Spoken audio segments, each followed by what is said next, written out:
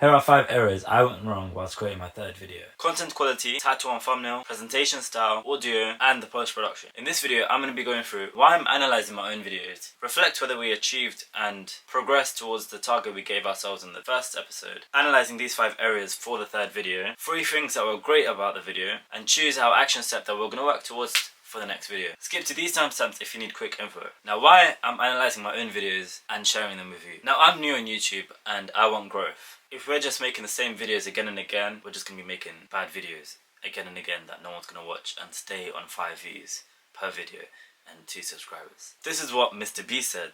Make 100 videos and improve something every time. Do that. And then on your 101st video, we'll start. So we are here to critique my third video, to then find out what we're going to improve that will give us the most growth for the stage we are in right now. And the reason I'm filming this thought process, because we don't see how a new YouTuber goes from being a new YouTuber to becoming an experienced one where they're getting 10k views or 100k views or 1 million views. If everyone was doing what MrBeast says and improving one little thing at each time, how does that process actually go?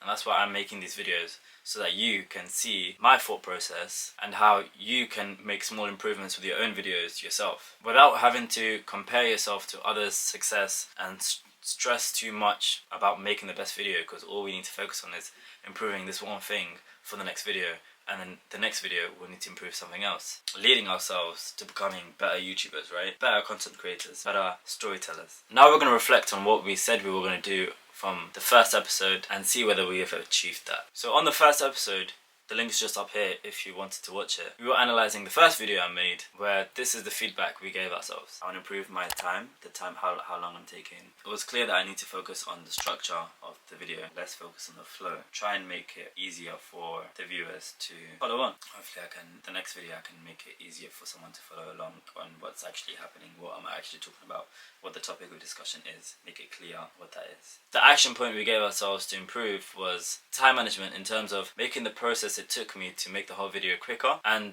to also film quicker instead of filming a 2-hour video to edit down. To go over this first target I gave myself, from the other video being finished and the next one to be completed, it took me 3 weeks. And the reason for this is because I got too excited and I decided to film 2 videos, which is this one and this one, both at the same time, or like within the same week, which then dipped my motivation because I had a lot more work to do and I wasn't completing them. I then filmed both of those videos for a very long time. Even though I put myself at a cap, the feedback I gave was, okay, cool, we're only going to film for 30 minutes. I then ended up filming for like 45. And to go through that and cut that down was quite long and a daunting process. So that took up most of the time. Learning from that, for this one, I've made sure everything is a lot shorter. Even though I shouldn't be taking this long, I've taken 6 minutes to film this part. The more we point out things, the more we're going to learn. It's okay. I think in terms of timing my sections and what I'm talking about and lessening the waffling, I will get better at it as I make more videos. I just need to make sure I'm keeping that in mind, that I need to be quicker and concise and say relevant information. The second target, which was the main target I gave myself, was the flow and making it easy to follow in terms of the video structure. The first video I made had no structure at all. The third video I made, it was a lot better. I had timestamps down in the description. I made sure to think about how the video was going to flow and how it's going to go from start to end, going through all the topics, and hopefully it came through the video. I did have titles in place to allow you guys to be able to follow through the video. One thing I can do better is if I was to say what this section of the video is about, that would make it easier for the person watching to follow along and know, okay, cool, this is what we're going to be talking about for the next minute or 2. Hopefully I'm taking that in and I'm doing that for this video right here. But in terms of the flow and my target, I think I made a big improvement from the first one, and I'm very glad to see that. So I clap for myself. Overall, I'm happy with the progress I made from that first video to the third one, and I think that's because of the second video I made where I was analysing it and waffling for 20 minutes, but it's okay. Hopefully this one is not 20 minutes. Content quality. The quality of the content is very important, especially at a stage where we're new YouTubers and we don't know what we're talking about. If our videos aren't providing value, especially when we don't have a family of subscribers that love watching what we're rambling about, we need to make sure we're providing value so that they would want to stick around and watch your videos and you'll be able to grow your channel. In terms of my third video, I think the value I proposed it did educate on why they should imitate Hamza's wall for success and how his wall helped him transform his life. There was clarity in the video. I wouldn't say it was totally clear because looking at my retention rate, it does tend to drop off a little towards the end. Maybe if I was to go through what the viewer would gain by watching the whole video at the start of the video, that would be helpful for them too, so that in their brain they can process, alright, cool, this is what I'm going to be watching, I need to watch the whole thing, or I need to watch this part, I need to watch this part. I did briefly say stick around because it's going to be a game changer. Next time I can add on to it and say today we're also going to learn about this, this and this. In terms of engagement, I had a lot more B-roll shots to work with, which helped keep the viewer entertained. And I think the last 3-4 minutes of the video where I didn't have a lot of shots, or I was just reusing the same ones, it was harder to keep the viewer engaged, and especially when my message wasn't so clear about what I was talking about. This video idea was very original, and I don't think it's something that's made out there already, which is why if people are searching Hamza's wall or Hamza's habit trackers, my video is going to show up and it's going to help them out. It can be used to attract Hamza's viewers because he has a large following. The title and thumbnail was really interesting because compared to my first one, this one had a 16% click-through rate. That was yesterday, and looking at it today, it's now at 20%, which is a great improvement from the 3-4% I had from the first video. And I think what worked well was I had Hamza's face right in the middle. You could clearly see his wall and things are outlined behind him, creating curiosity, and you also have the wall that I recreated, which you can't really see clearly because I should have taken a proper picture. It creates curiosity and you click on it and you get what you want, right? I think the only thing where if you clicked on the video, they might have been expecting to see Hamza's face, but you see my face instead. So I don't know how I would battle that in the future. Maybe I could have had my face in it as well. I don't know. I don't know if that was a problem or if that wasn't a problem. In the title, I did say why I copied Hamza's wall. So it does suggest that it's not him that's going to be speaking, it's someone else. What worked was I knew the title going into the video. The title says why I copied Hamza's wall, and that's the first word you hear when you click on the video. So it creates that sense of, okay, cool, I'm going to be getting what I clicked on for, right? It has relevance because as soon as you click on the video, I say what the title is. I then go into showing his B-roll, giving a quick intro to what the video is about. I think what I could have done better is maybe answering the question at the beginning or at the outro to just wrap it up, or like to make sure the viewer has the information that they wanted, and also at the end of the video they'll like, okay, cool, I understand what this video was about and the knowledge I've gained from it, I think. If I then say the question, giving a short direct answer to the question would elevate the hook and comfortability for the viewer to stay and watch the whole video. The way the video was designed was so that it would only attract Hamza's viewers because it has his face on it, so I'll be attracting his viewers through to the video. The curiosity that it creates is also because maybe no one ever realized what's behind Hamza on his wall, and I've outlined what's behind him. They start to think that, oh wow, like he's always had this wall, and maybe this is the reason why he transformed his life. Hopefully, I think this was the right way to go about it, and hopefully they got what they wanted from watching the video. What if the title was Hamza's wall changed his life? Because then it matches the curiosity that was in the thumbnail. But if I was to change it, I don't think it would work because the intro is different. Like, I think it's very important that the intro matches the title or the thumbnail directly. That encapsulates the intro really well and hooks the viewer in to understand that they're gonna get what they clicked on for. The presentation style of the third video that I made, I just realized I could have imitated Hamza and the way he speaks, because the viewers that were coming to watch that video, they would be watching his video, so they'll be comfortable with Hamza. So if I was to imitate the way he speaks, or like the energy level that he speaks at, the viewers that come through might be more comfortable to be more curious and stay and subscribe and watch more of my videos, if that makes sense. I definitely realized when having his footage in my software and editing it, I realized that Hamza's a lot more louder. That's something that I could take away, and I should have been as well. Like, I should have matched that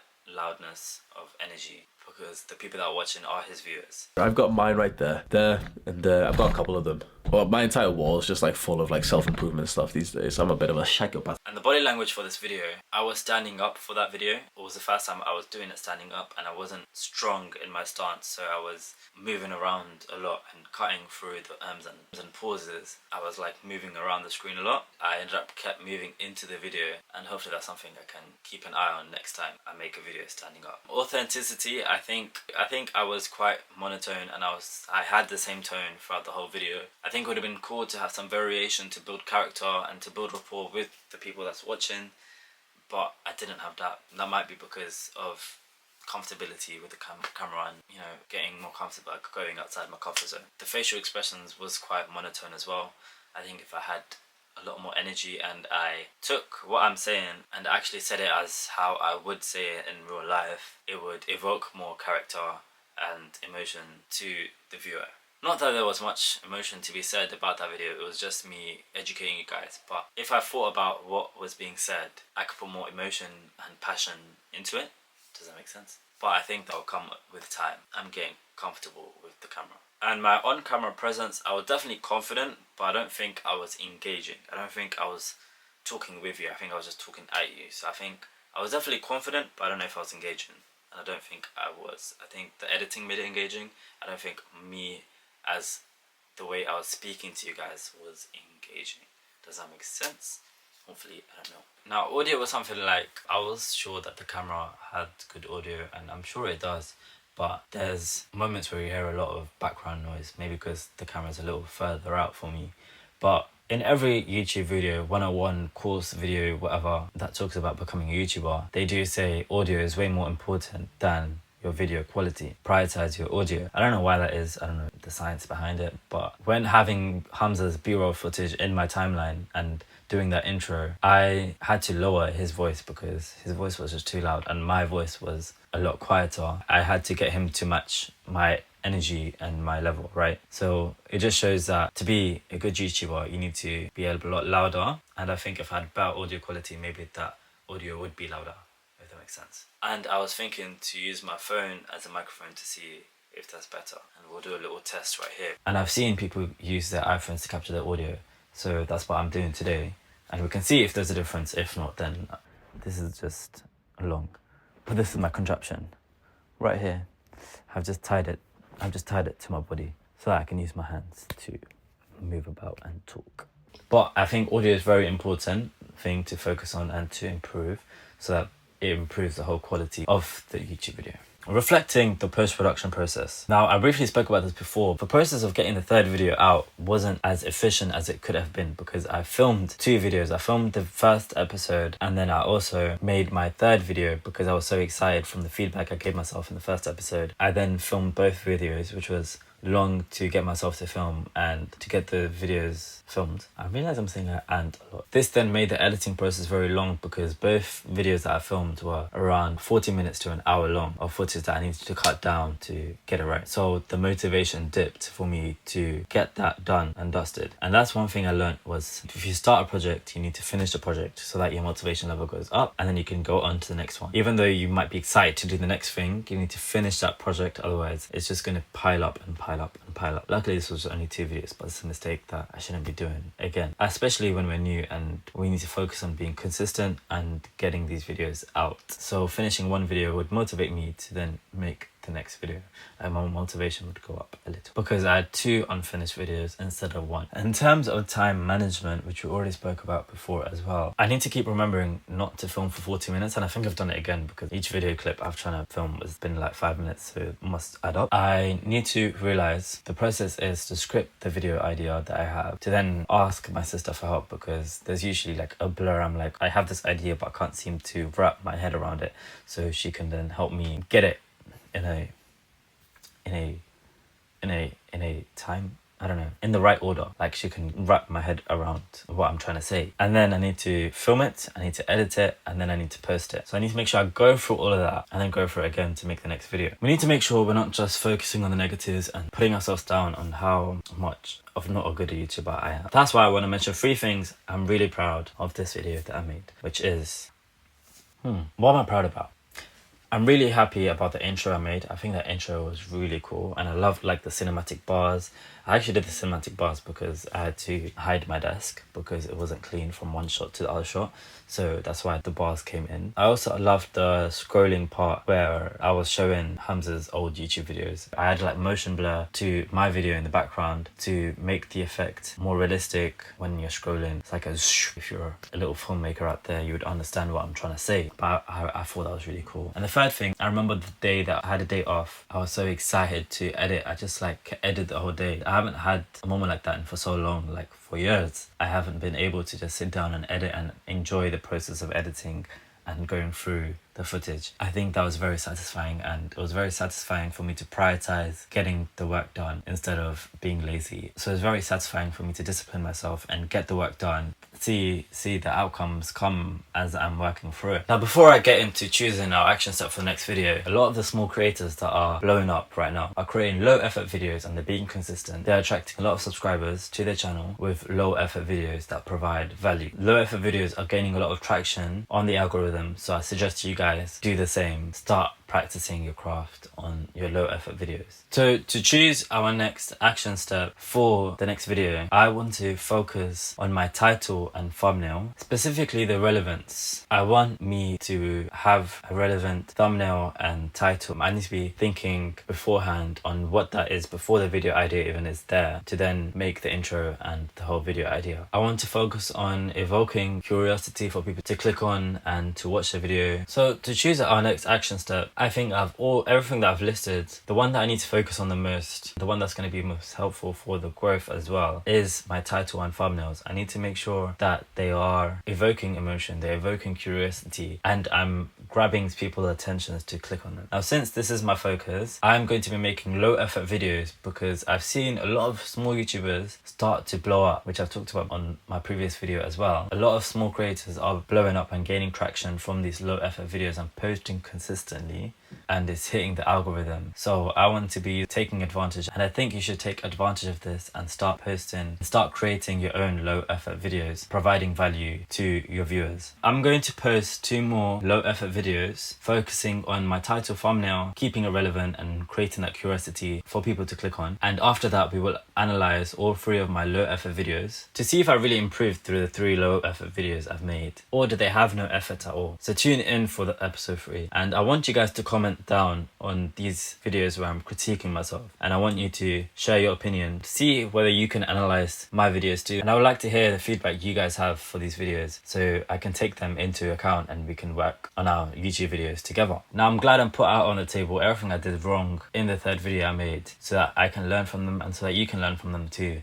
And now let's move on to episode number 3 of the series. If you guys want to click here, if it's out. If it's not out, then you have to wait. But till next time, keep posting your videos. Comment down below what you're going to be improving in your next video as well. See you in episode 3.